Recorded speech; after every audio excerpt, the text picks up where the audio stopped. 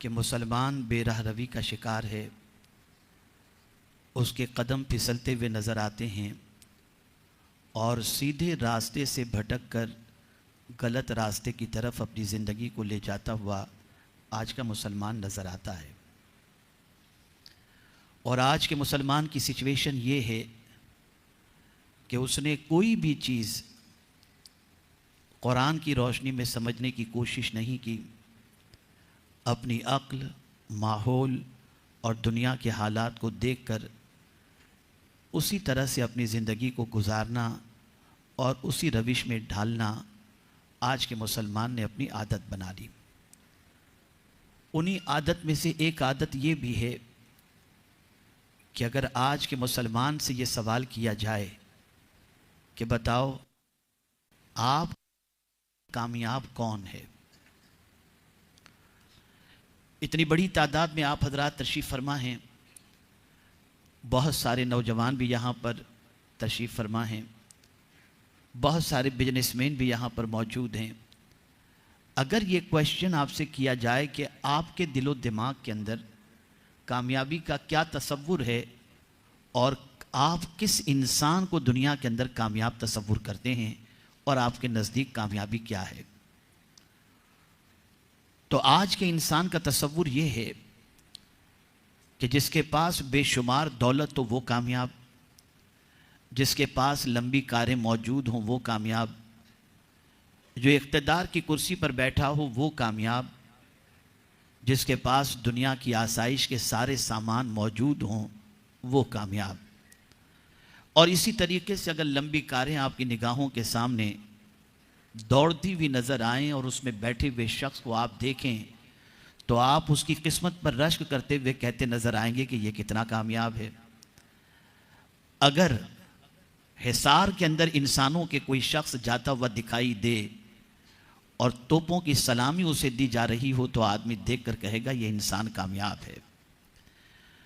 तो जब कामयाबी का तसव्वुर इंसान के दिलो दिमाग के अंदर ये बैठ जाए तो जो तसव्वुर होगा उसी एतबार से वो इंसान मेहनत करेगा।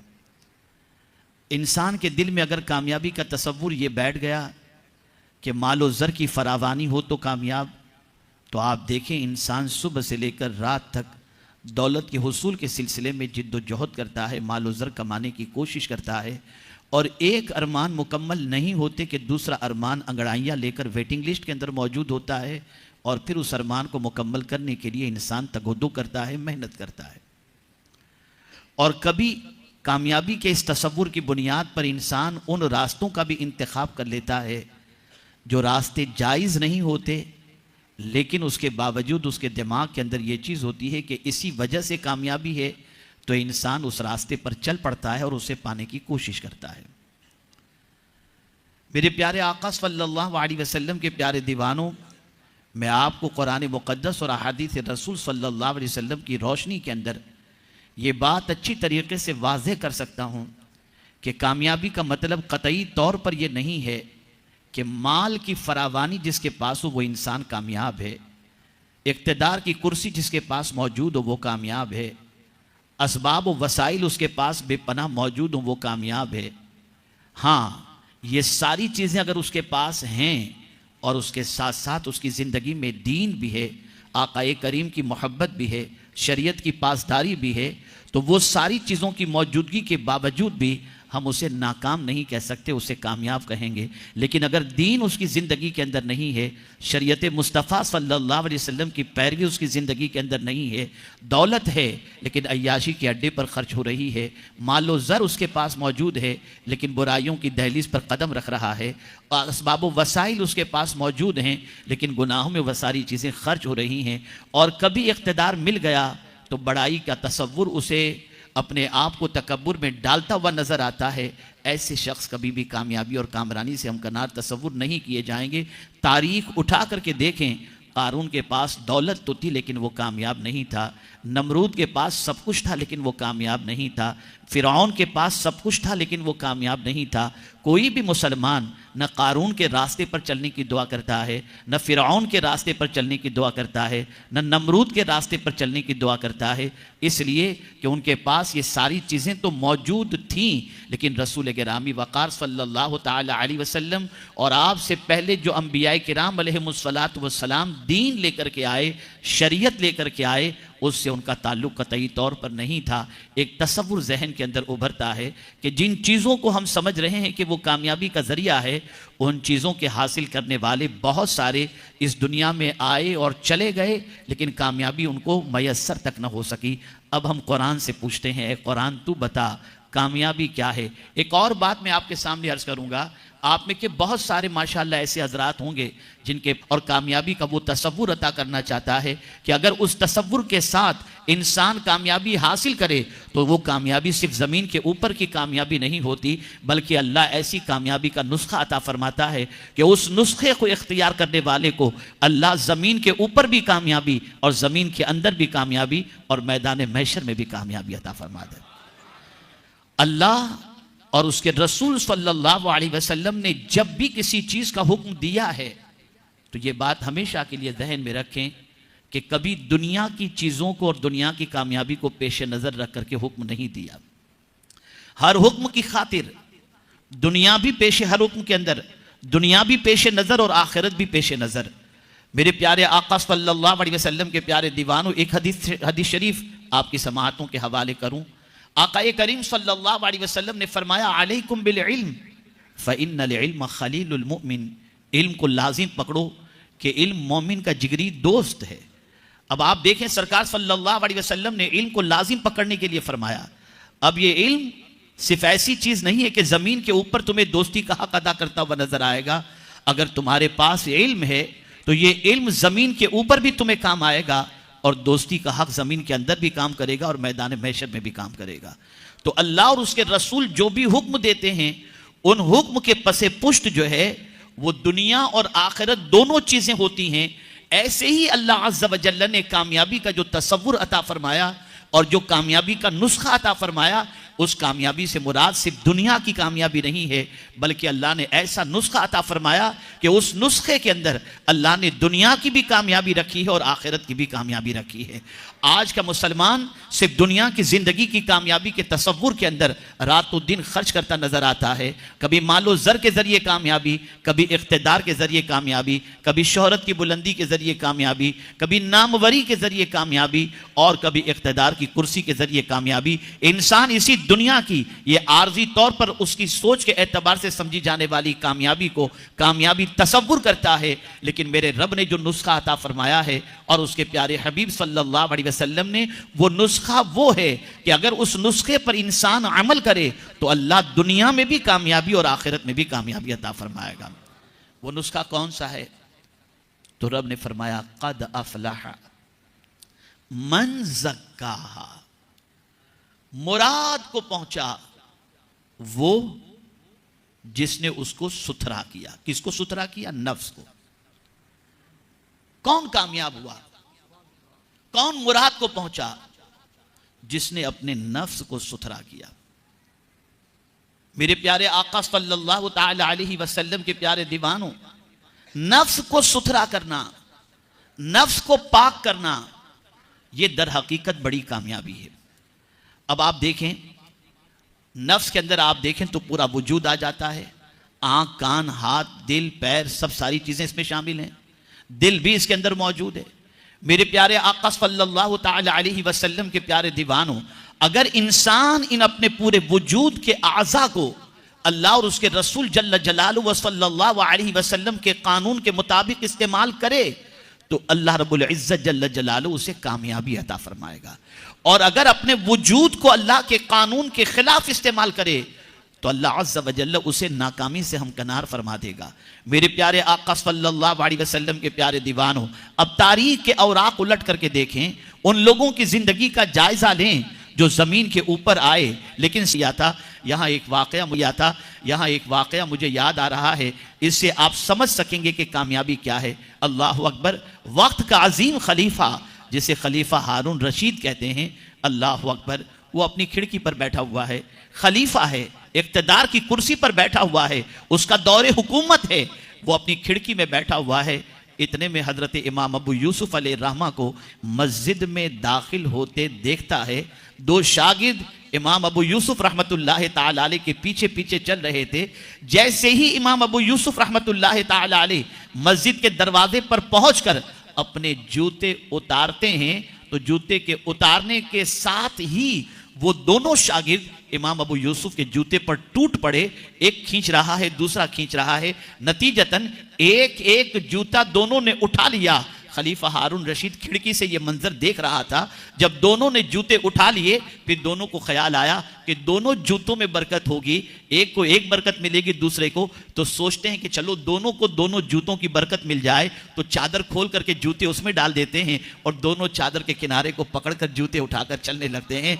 खलीफा हारून रशीद ने जब यह मंजर देखा, एक सर्द आंख खींची। बीवी ने कहा, क्या बात है, आपके चेहरे पर बड़ी अजीब कैफियत नजर आ रही है और आप एक सर्द आंख खींचते हुए नजर आते हैं। तो खलीफा हारून रशीद ने कहा, कामयाब मैं नहीं, कामयाब तो अबू यूसुफ नजर आ रहे हैं, इसलिए कि हमारे जूते को उठाने वाला कोई नजर नहीं आता, लेकिन जो अकीदत के साथ अबू यूसुफ के जूते को उनको शागिर्द उठाते हैं, हम खलीफा होने के बाद भी हमारे जूतों का एहतराम करता हुआ कोई ऐसा नजर नहीं आता।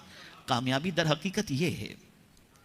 और जब कामयाबी का तसव्वुर हमारा चेंज हुआ कि शरीयत के खिलाफ जाएंगे तो कामयाबी, हराम के जरिए कमाएंगे तो कामयाबी, मालो जर का अंबार लग जाएगा तो कामयाबी, आलीशान गाड़ी आएगी तो कामयाबी, तो हमारी पूरी जिंदगी उसी के हुसूल में खर्च हो रही है। हम मेहनत कर रहे हैं, मशक्कत कर रहे हैं, रातों दिन खर्च कर रहे हैं, फिर नमाज छूटती हो तो नमाज छूटे, हराम हासिल होता हो तो होता रहे, किसी चीज की हम परवाह नहीं करते। जब हम कुरान के फॉर्मूले के खिलाफ जाते हैं तो दौलत तो आ जाती है, सुकून चला जाता है, माल तो आ जाता है, इत्मीनान निकल जाया करता है। मेरे प्यारे आका सल्लल्लाहु तआला अलैहि वसल्लम के प्यारे दीवानों, अब हमारा दिल जो आज गुनाह, गीबत, चुगली और बुराइयों के दलदल के अंदर हमारा दिल आलूदा हो चुका है और डूब चुका है, ए रसूल आजम सल्लल्लाहु अलैहि वसल्लम के दीवानों, इसकी वजह से इत्मीनान की दौलत निकल चुकी। आज का मुसलमान कामयाब होता, मैं आपको बताऊं, कामयाबी की चीज को देखना है तो रसूल आजम सल्लल्लाहु अलैहि वसल्लम से पूछें। अल्लाह अकबर। आकाए करीम सल्लल्लाहु अलैहि वसल्लम इरशाद फरमाते हैं कि कुछ लोग ऐसे हैं कि लोग उनको अपनी महफिलों में दावत नहीं देते। कुछ लोग ऐसे हैं कि अगर कहीं रिश्ता डालें तो उनको कोई लड़की देने को तैयार ना हो। कुछ लोग ऐसे हैं जो महफिलों के अंदर पहुंच जाए तो कोई जगह न दे, लेकिन उनका मकाम यह है कि वो अल्लाह पर किसी बात पर कसम खा लें तो अल्लाह उनकी कसम को पूरी कर दिया करता है। अल्लाह अकबर। ये कौन लोग हैं? वो लोग हैं जिन्होंने अपने नफ्स को पाक किया, अपने नफ्स को आलूदगी से पाक कर लिया। मेरे प्यारे आका सल्लल्लाहु अलैहि वसल्लम के प्यारे दीवानों, आप देखिए हजरत हसन बसरी रहमतुल्लाह ताला अलैह मस्जिद के अंदर नमाज के लिए तशरीफ ले जा रहे हैं। जैसे अजान की आवाज कानों से टकराती है और मस्जिद के लिए कदम उठाते हैं, रुक जाते हैं, आंखों से आंसुओं का सैलाब रवां दवां हो जाता है। अल्लाह अकबर। थोड़ा चलते हैं फिर रुकते हैं, थोड़ा चलते हैं फिर रुकते हैं, घबराते हैं, कांपते हैं। अल्लाह अकबर। किसी ने कहा, हुजूर आपके चेहरे को अजान की आवाज सुनने के बाद जर्द होते हमने देखा, ये तो बताइए मस्जिद में जाते हुए इतना कांपते क्यों हैं आप, इतना डरते क्यों हैं आप, इतने घबराते क्यों हैं आप? तो जवाब देते हैं, मुझे ये बताओ कि जिसका बदन नापाक हो क्या वो मस्जिद में कदम रख सकता है? लोगों ने कहा नहीं। फरमाते हैं, मैं इसलिए कांप रहा हूं कि बदन नापाक हो तो मस्जिद में कदम नहीं रख सकते, तो मेरा तो दिल नापाक है, मैं मस्जिद में कैसे कदम रखूं? आप जरा सोचो, जब दिल गुनाहों की मोहब्बत में गिरफ्तार हो जाए तो नापाक हो जाया करता है। दिल को पाक करो, कल्ब का तस्फिया करो, कल्ब का तस्किया करो। हम अपने दिल में झांक करके देखें, हम अपने गिरेबान में झांक करके देखें कि हमारे गिरेबान की क्या पोजीशन है, हमारे दिल की क्या पोजीशन है, हमारे दिल में क्या बसा हुआ है, हमारे दिल में किसकी मोहब्बत मौजूद है। ए रसूल आजम सल्लल्लाहु अलैहि वसल्लम के दीवानों, एक गुनाह के बाद दूसरे गुनाहों का अरमान मचलता नजर आता है। कभी हमारे दिल में यह जज्बा पैदा नहीं हुआ कि हम उन कामयाब लोगों को देखें जो तहज्जुद पढ़ा करते थे, हम उन कामयाब लोगों को देखें जो अव्वाबीन पढ़ा करते हैं, हम कामयाब लोगों को देखें जिनकी जिंदगी सजदे में गुजरती है। कामयाब लोगों का पूरा जो है उनके औसाफ का जिक्र अल्लाह ने कुरान मुकद्दस में फरमाया। क्या फरमाया आप देखें, क़द अफ़लहल मुमिनून, मुराद को पहुंचे वो जो ईमान वाले हैं, ईमान वाले मुराद को पहुंचे, ईमान वाले कामयाब पहुंचे। आप भी अपने आप को ईमान वाला कहते हैं, मैं भी अपने आप को ईमान वाला कहता हूं, लेकिन हम सहाबा की जिंदगी देखें, ताबईन की जिंदगी देखें, औलियाए कामिलीन की जिंदगी देखें तो कामयाबी उनके कदमों से वाबस्ता नजर आती है। लेकिन हम मोमिन होने का दावा करने के बाद हम देखते हैं कि कामयाबी हमसे मुंह फेरे हुए है। वजह क्या है? तो कामयाब मोमिन के जो 10 औसाफ अल्लाह ने बयान फरमाए वो क्या हैं? पहला वस्फ कामयाब के बारे में फरमाया, अल्लज़ीना हुम फ़ी सलातिहिम ख़ाशिऊन, जो खुशू के साथ नमाज अदा करते हैं। अल्लाहु अकबर। किसी ने बहुत खूब कहा है, उनसे शिकायत की गई कि हजरत नमाज में मुझे सुकून नहीं मिलता। किसी ने किसी बुजुर्ग से कहा, हुजूर नमाज में मुझे सुकून नहीं मिलता। जवाब में उन्होंने बड़ी प्यारी बात फरमाई, फरमाते सुकून से नमाज पढ़, तुझे सुकून मिल जाया करेगा।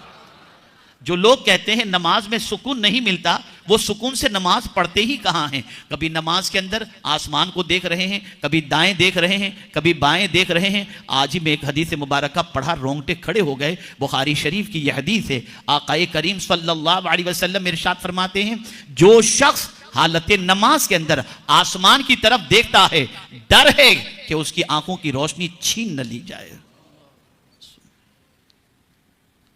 और हजरत अनस रदी अल्लाह तआला अन्हु से सरकार सल्लल्लाहु अलैहि वसल्लम ने फरमाया, ए अनस, हालत नमाज में इधर उधर न देखा करो, हालत नमाज में इधर उधर न देखना, इसलिए कि डर है कि इसकी वजह से हलाकत नसीब हो जाए।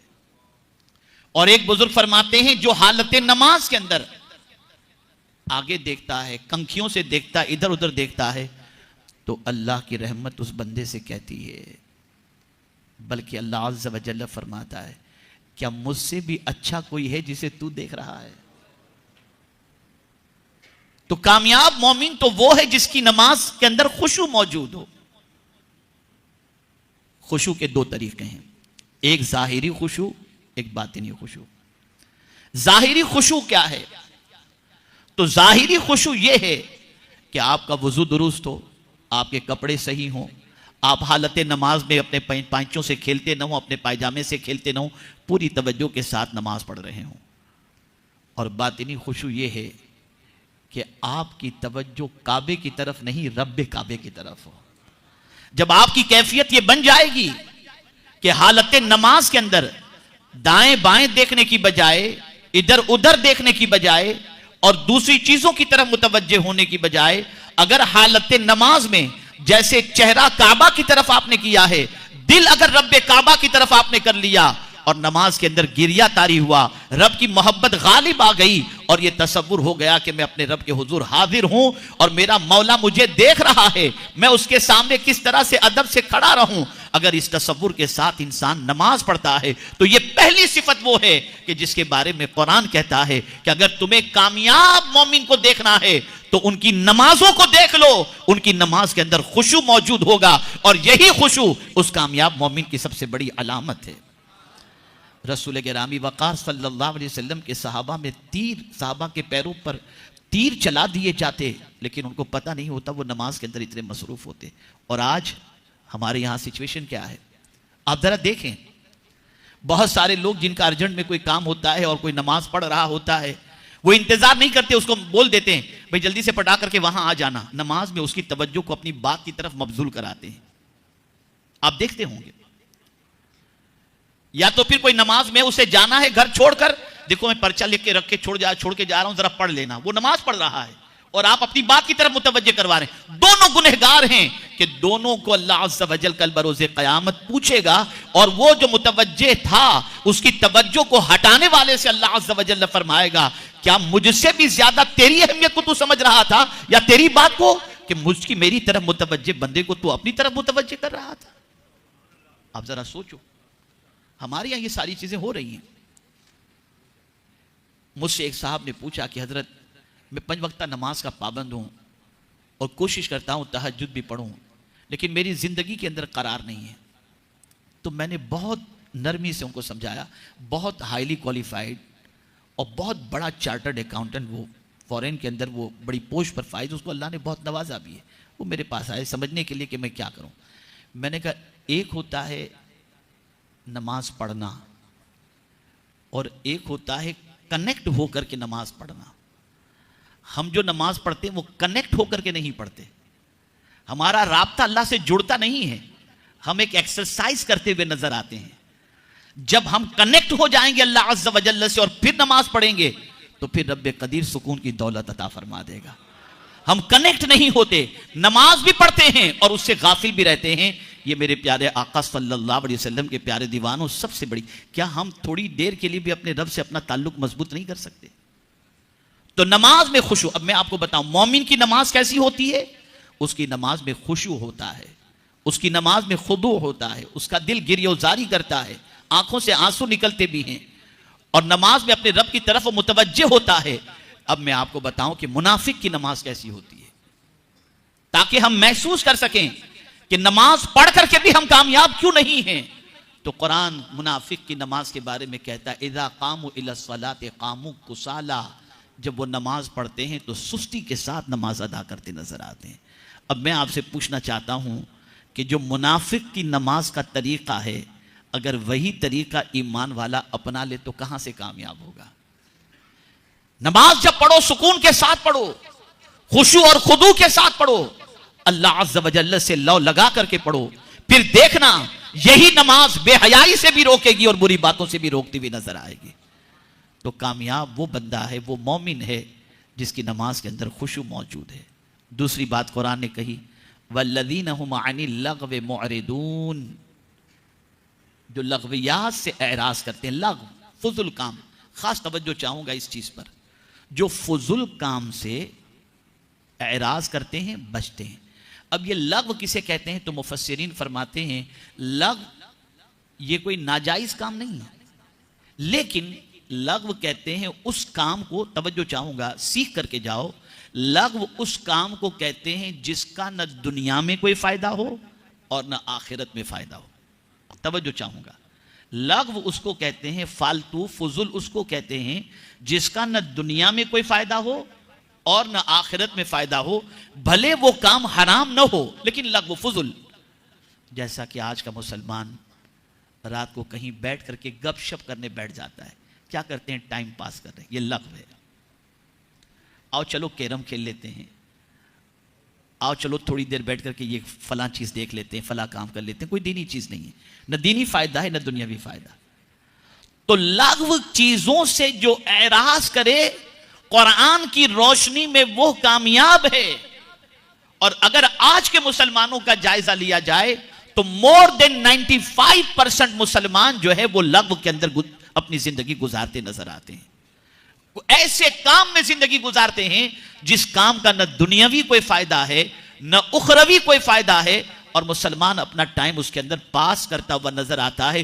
कुरान कहता है जो मोमिन कामयाब हैं वो कौन से मोमिन हैं? जो लग़्व से परहेज करते हैं, फुजुल कामों से परहेज करते हैं। मेरे प्यारे आका सल्लल्लाहु ताला अलैहि वसल्लम के प्यारे दीवानों, तो जब फुजुल कामों से परहेज करने पर अल्लाह कामयाबी अता करता है और वो चाहता है कि फुजुल कामों से बचे, तो जो लोग हराम काम करते हैं, अल्लाह और उसके रसूल के हराम करदा चीज़ों के अंदर गिरफ्तार हैं, नाजायज़ काम करते हैं, अल्लाह उन्हें कैसे कामयाबी अता फरमाएगा? अल्लाह तो ये चाहता है कि जो मेरे महबूब के दीवाने हैं उनसे कोई फुजुल काम हो नहीं, बल्कि वो जो भी काम करें उसका फायदा दुनिया में भी उन्हें नसीब हो और आखिरत में भी नसीब हो। मेरे प्यारे आका सल्लल्लाहु ताला अलैहि वसल्लम के प्यारे दीवानों, इसीलिए अल्लाह के रसूल सल्लल्लाहु अलैहि वसल्लम ने फरमाया इस्लाम के हुस्न के अंदर यह है कि ला यानी बातों को छोड़ दिया जाए, यानी ये इस्लाम का हुस्न है। पता ये चला जो मुसलमान होगा वो फुजुल कामों में अपना वक्त ज़ाय नहीं करेगा, जो मुसलमान होगा वो फुजुल कामों में वक्त खर्च नहीं करेगा, जो मुसलमान होगा वो फुजुल चीज़ों से अपने आप को बचाता हुआ नजर आएगा, जो मुसलमान होगा वो लग़वियात से परहेज करता नजर आएगा। मुझे एक बुजुर्ग का वाकया याद आ रहा है। अल्लाह अकबर, वो कई दिनों तक तो जिंदगी अपनी रोटी खाने में गुजारते रहे। फिर रोटी से जितनी कुव्वत मिली, बैठ करके सोचने लगे कि मैं रोटी खाता हूं तो रोटी को चबाने में जो वक्त जाता है, क्या रोटी के जरिए जितनी ताकत मुझे मिलती है, मैं कोई ऐसी चीज अपनी जिंदगी में इस्तेमाल करूं कि रोटी से मिलने वाली कुव्वत जितनी कुव्वत मुझे नसीब हो जाए और मेरा वक्त बच जाए। तो उन्होंने सोचा कि मैं एक मशरूब तैयार कर लेता हूं जिसे मैं पी लूं, तो पीने में मेरा वक्त इतना बच जाएगा कि रोटी चबाने में इतना वक्त जो जाता है उतना वक्त मैं अल्लाह की तस्बीह कर सकता हूं। तो अल्लाह अकबर, उन्होंने काउंटिंग किया, रोटी चबाने में जितना वक्त गुजरता है, एक लुकमे के चबाने में कई बार सुबहान अल्लाह वो कह सकते हैं। तो उन्होंने उसके बाद से मशरूब पीकर पीना शुरू कर दिया और उतना वक्त अल्लाह की तस्बीह में खर्च करना उन्होंने शुरू किया। अल्लाह वालों, इसलिए वो कामयाब थे। इसका मतलब ये नहीं कि आप भी रोटी खाना छोड़ दें, नहीं। जब मकाम बुलंद हो जाता है, सोच बड़ी हो जाया करती है। मेरे प्यारे आका सल्लल्लाहु अलैहि वसल्लम के प्यारे दीवानों, इसीलिए अल्लाह अज़्ज़ व जल्ल के हर बंदे को अल्लाह अपनी दोस्ती का ताज नहीं अता करता।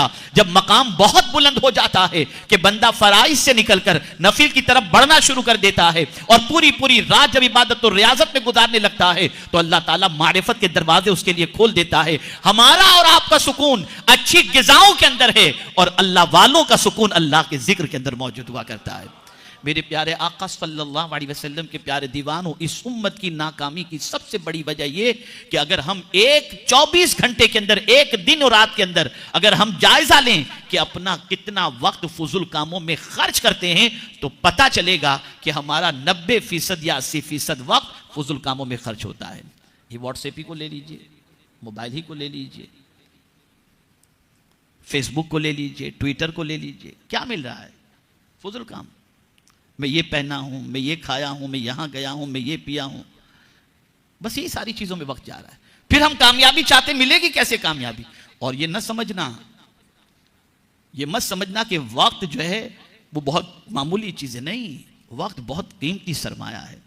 अल्लाह के रसूल सल्लल्लाहु अलैहि वसल्लम ने वक्त को बड़ी नेमत फरमाया, वक्त को बड़ी नेमत फरमाया और तंदुरुस्ती को बड़ी नेमत फरमाया। और सरकार ने फरमाया, इन दो नेमतों से फायदा उठाने की बजाय लोग इस दो नेमतों की कद्र नहीं करते। और वो दो नेमतें कौन सी हैं? वक्त और साथ ही साथ जो है वो सेहत, तंदुरुस्ती। मेरे प्यारे आका सल्लल्लाहु अलैहि वसल्लम के प्यारे दीवानों, अब मैं आपको थोड़ा सा मुवाजना करके बताऊं ताकि आप समझ सकें। आपने 5 घंटे मुकम्मल गुजारे फुजुल कामों के अंदर, और फुजुल कामों में वक्त गुजारने के बाद आपने अपने आप को फ्रेश महसूस किया या नहीं किया, वो आप जाने। लेकिन इतना मैं जरूर आपके सामने अर्ज करूंगा कि 5 घंटे में से अगर आपने 50 मिनट कुरान शरीफ तिलावत करने के अंदर खर्च कर दिया होगा, तो आपकी जिंदगी के अंदर वो 50 मिनट का जो फायदा होगा और आपकी तबीयत पर जो उसका असर होगा, उस असर को आप जिंदगी भर भूल नहीं सकते हैं। वक्त की कदर करो। कामयाब होना है तो फुजुल कामों को छोड़ दो। और खास तौर पर इस मुल्क के अंदर जो जॉब के लिए आए हैं, मुलाजिमत के लिए आए हैं, कारोबार के लिए आए हैं, बीवी बच्चों को छोड़ करके आए हैं, वो अपना वक्त जाय करते हैं दूसरे कामों के अंदर। मत करो आप। अब तो आपको सारी सहूलतें मौजूद हैं। ऑनलाइन दीन सीखिए, आप तफसीर सुनिए, आप कुरान शरीफ का मुताला कीजिए, कुरान शरीफ का तर्जमा पढ़िए, आप अल्लाह अज़्ज़ व जल्ल का जिक्र कीजिए, अल्लाह के रसूल सल्लल्लाहु अलैहि वसल्लम पर दुरूद शरीफ पढ़िए। और बात दुरूद शरीफ की आई तो एक हदीस आज पहली बार मेरी नजर से गुजरी, बड़ी जबरदस्त हदीस, सुभान अल्लाह। कुरान ने कहा, कद अफलह मन ज़क्काहा, मुराद को पहुंचा वो जिसने उसको पाक किया, यानी अपने मन को पाक कर लिया, अपने वजूद को पाक कर लिया। कैसे पाक करें, कैसे पाक करें? तो मेरे आका सल्लल्लाहु अलैहि वसल्लम फरमाते हैं, सल्लु अलैया ज़कातकुम, मुझ पर दुरूद पढ़ो कि ये दुरूद तुम्हें पाक कर देगा। मुझ पर दुरूद पढ़ो कि ये दुरूद तुमको पाक कर देगा। पता चला कि दुरूद ऐसा अमल है कि इस दुरूद के जरिए अल्लाह ताला इंसान को पाक कर देता है। मैं थोड़ी सी गहराई में जाने की कोशिश किया कि दुरूद से इंसान कैसे पाक होता है, तो मुझे दूसरी हदीस का सहारा मिल गया कि मेरे आका सल्लल्लाहु अलैहि वसल्लम फरमाते हैं कि जो बंदा एक मर्तबा दुरूद पढ़ता है, अल्लाह उसके 10 गुनाह माफ फरमाता है, 10 नेकियां अता फरमाता है और 10 दर्जे बुलंद फरमाता है। तो गुनाहों की वजह से हम नापाक हुए थे, एक दुरूद पढ़ा, अल्लाह ने 10 गुनाह को माफ करके हमें पाक फरमा दिया। तो ए रसूल आज़म सल्लल्लाहु अलैहि वसल्लम, अपने आप के दीवानों, अपने आप को पाक करो। जब तक कि नफ्स को पाक नहीं करेंगे, हम कामयाब नहीं हो सकते। और कुरान मुकद्दस में अल्लाह अज़्ज़ व जल्ल ने एक और मकाम पर फरमाया, वमन युतिइल्लाह व रसूलहू व यख्शल्लाह व यत्तक़ी फउलाइका हुमुल फाइज़ून। अल्लाह अज़्ज़ व जल्ल इरशाद फरमाता है, जिसने अल्लाह की इताअत की और अल्लाह के रसूल सल्लल्लाहु अलैहि वसल्लम की इताअत की और अल्लाह से डरा, बेशक वही कामयाब हैं। पता चला कामयाबी अगर चाहिए तो नफ्स की नहीं सुनना, अल्लाह की बात माननी और अल्लाह के रसूल की बात माननी है। और जो अल्लाह और उसके रसूल की बात मानेगा, कुरान ने उसको कामयाबी का मुज़्दा अता कर दिया, उसे कामयाबी की जमानत अता फरमा दी। मेरे प्यारे आका सल्लल्लाहु तआला अलैहि वसल्लम के प्यारे दीवानों, कभी हमारे जहन में ये बात आई कि गुनाहों की वजह से हमारा मन नापाक हो चुका है, हमारा वजूद नापाक हो चुका है, हम इसे पाक करें? हम तो कपड़ों की पाकी की फिक्र करते हैं, हम तो बदन की पाकी की फिक्र करते हैं, लेकिन ए रसूल आज़म सल्लल्लाहु अलैहि वसल्लम के दीवानों, अपने वजूद को गुनाहों के धब्बों से पाक करो। ये गुनाहों के धब्बे वो धब्बे हैं जिसकी वजह से इंसान का दिल सियाह हो जाता है और इंसान के जिस्म से सुकून रुखसत हो जाया करता है। आप देखें, सरकार तो खुद ही पाक, तवज्जो चाहूंगा, हुजूर सल्लल्लाहु अलैहि वसल्लम खुद ही पाक और उनका मन भी पाक, उनका तन भी पाक। कि आला हजरत कहते हैं, तू जो चाहे तो अभी मैल मेरे दिल के धुले, कि खुदा दिल नहीं करता कभी मैला तेरा। सरकार का तन भी पाक, मन भी पाक। तवज्जो चाहूंगा, अगर ये बात याद रह गई और समझ में आ गई तो मैं समझूंगा कि आज के इज्तिमा में आप बहुत बड़ा सबक लेकर के जा रहे। तन भी पाक, मन भी पाक और खुद को पाक करने वाला अल्लाह ने बनाया भी। हुजूर सल्लल्लाहु अलैहि वसल्लम मुज़क्की बनकर आए। कुरान कहता है, कमा अरसलना फीकुम रसूलम मिनकुम यतलू अलैकुम आयातिना व युज़क्कीकुम, कि ये रसूल तुम्हें पाक करते हैं। अल्लाहु अकबर। तवज्जो चाहूंगा, हुजूर भी पाक करने वाले, खुद भी पाक, तन भी पाक, मन भी पाक और खुद पाक करने वाले। लेकिन दुआ क्या करते हैं अल्लाह की बारगाह में? हुजूर अल्लाह की बारगाह में दुआ क्या करते हैं? कुर्बान जाइए उम्मत की तालीम के लिए दुआ बताइए। अल्लाह की बारगाह में दुआ करते, अल्लाहुम्मा आति नुफूसना तक़वाहा व ज़क्किहा फ़इन्नका खैरुम मन ज़क्काहा। खुद मुज़क्की होने के बावजूद भी अल्लाह की बारगाह में दुआ करते हैं कि अल्लाह मुझे अपना तक़वा अता फरमा और मेरे नफ्स को पाक फरमा दे। मुज़क्की होकर तज़किये की दुआ अल्लाह की बारगाह के अंदर फरमाते हैं और अल्लाह की बारगाह में दुआ करते हुए अर्ज करते हैं कि अल्लाह तुझसे बेहतर पाक करने वाला कौन हो सकता है? वो जो खुद पाक करने वाले आए फिर भी पाकी की दुआ करते हैं। और हमारा मन भी नापाक, हमारा तन भी नापाक, हमारा कपड़ा भी नापाक, लेकिन कभी हम पाक होने की दुआ अल्लाह की बारगाह में करते भी नहीं और पाक रहने की फिक्र भी नहीं करते। बल्कि बाज जालिम तो ऐसे नौजवान मिलेंगे कि अगर उनसे कहा जाए नमाज पढ़ लो, हम नापाक हैं, हम नापाक। मन को पाक करो और तन को पाक करो। गुनाहों से अपने आप को बचाओ, गुनाहों से अपने आप को बचाओ। अगर कामयाब होना चाहते हो तो गुनाहों के धब्बे जिस्म पर न लगें, गुनाहों की मोहब्बत दिल में पैदा ना होने दो।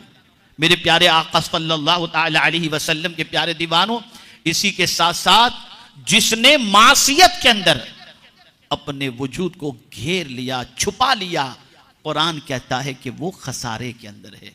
तो हम नाकाम इसलिए हैं कि हमारे वजूद को गुनाह घेरे हुए है। हमारे वजूद की पोजीशन ऐसी है कि हम जहां बैठते हैं वहां भी गुनाह, जहां जाते हैं वो भी गुनाह के मराकिज, और जिंदगी भी गुजरती है तो गुनाहों के अंदर, जिसकी वजह से हम नाकाम हैं। अगर कामयाब होना है तो आज तक जिंदगी में जो गुनाह हुए हैं उससे अल्लाह की बारगाह में सच्चे दिल से तौबा भी करनी चाहिए और साथ ही साथ अपने मन को पाक करने की कोशिश करनी चाहिए। मेरे प्यारे आका सल्लल्लाहु अलैहि वसल्लम के प्यारे दीवानों, यहां से कामयाबी का एक अजीम तसव्वुर हमारे सामने आया और वो तसव्वुर ये है कि ये जितनी मादी चीजें हैं, इन चीजों को हम कामयाबी का जरिया जो समझते हैं, हकीकत में वो चीजें कामयाबी के जरिया नहीं है। हकीकत में कामयाबी वो है कि इंसान अपने मन को पाक कर ले, इंसान अल्लाह अज़्ज़ व जल्ल की बंदगी खुशू और खुजू के साथ करे, और फिर उसके बाद अगर कुछ न भी हो दुनिया की चीजें, तब भी अल्लाह के नजदीक वो कामयाब है। अब यहां पर एक बात अर्ज करके मैं अपनी गुफ्तगू खत्म करता हूं, शायद कि ये बात आपको याद भी रहेगी और आइंदा से आपकी सोच में एक तब्दीली भी पैदा होगी। और वो सोच ये है, हर इंसान चाहता है मुझे इज्जत मिले, और तवज्जो चाहूंगा, कौन इज्जत करे? मालदार इज्जत करें, सरमाएदार इज्जत करें, तख्तो ताज वाले इज्जत करें, गरीब तो सबकी इज्जत बेचारा करता है, गरीब तो करता ही है, लेकिन आदमी गरीब के नज़दीक मुअज़्ज़ज़ होना नहीं चाहता, मालदार के नज़दीक मुअज़्ज़ज़ होना चाहता है। बड़ी प्यारी बात किसी मुफक्किर ने कही है, अगर याद रह जाए तो मैं समझूंगा कि बहुत बड़ा सबक लेकर आप जा रहे हैं। वो मुफक्किर कहते हैं, तुम कमज़ोरों को इज्जत दो, मुफक्किर कहते हैं तुम कमज़ोरों को इज्जत दो, अल्लाह ताकतवरों से तुम्हारी इज्जत करवाएगा। तुम कमज़ोरों को इज्जत दो, जो सेठ हैं वो गरीबों को और नौकरों को इज्जत देना शुरू करें, जो मालदार हैं वो गरीबों को सलाम करना शुरू करें, फिर आप देखिए आपकी ज़िंदगी में कितनी तब्दीली पैदा होती है, फिर आपको कितना सुकून नसीब होता है। सोच थोड़ी सी बदलो। और जब मैं मदीने के ताजदार सल्लल्लाहु अलैहि वसल्लम की हयात तैयबा को देखता हूँ तो अक्ल दंग रह जाती है कि सरकार सल्लल्लाहु ताला अलैहि वसल्लम फरमाते हैं, इबगूनी फ़ी दुआफ़ाइकुम, मेरे ग़ुलामों मुझे तलाश करना हो तो मुआशरे में तुम में जो कमज़ोर है ना, उन कमज़ोरों में मुझे तलाश करो, कमज़ोरों में मुझे तलाश करो। आप अंदाज़ा लगाएं मेरे प्यारे आका सल्लल्लाहु ताला अलैहि वसल्लम के प्यारे दीवानों, अर्ज़ करने का मंशा ये है कि ये बात जहन के अंदर बिठा लो, नमाज में खुशू और खुजू इख्तियार करो, फजुल कामों से अपना रिश्ता तोड़ दो और इसी के साथ साथ अल्लाह और उसके रसूल जल्ल जलालहू व सल्लल्लाहु अलैहि वसल्लम की इताअत करो। इंशाअल्लाह लज़ीम रब्ब क़दीर कामयाबी अता फरमाएगा। माल हो या न हो, सरमाया हो या न हो, मैं ये नहीं कहता कि आप माल न कमाओ, लेकिन माल के बाद अगर आपके पास सुकून नहीं है तो उसकी सबसे बड़ी वजह यह होती है कि आपने अल्लाह और उसके रसूल की इताअत से रूगर्दानी कर ली। लेकिन माल के साथ साथ अगर आप कामयाबी चाहते हैं